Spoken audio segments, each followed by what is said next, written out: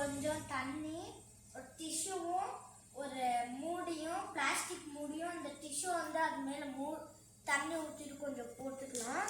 அடுத்து ஒரு பேப்பர், அடுத்து ஒரு சிசர், ஒரு கேண்டில், ஒரு டம்ளர். இப்போ என்ன பண்ண போறோம்னா இந்த பேப்பர் வந்து பற்ற வைக்க போறோம்.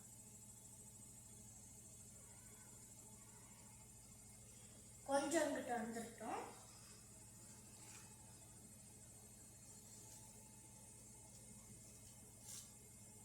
போட்டோன்னே வந்து முடிக்கணும்.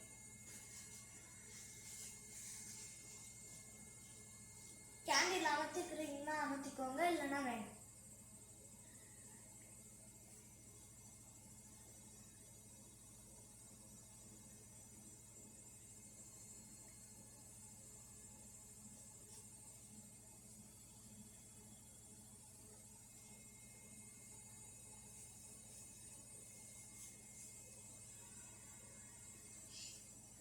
டைட்டா அமுத்திக்கோங்க.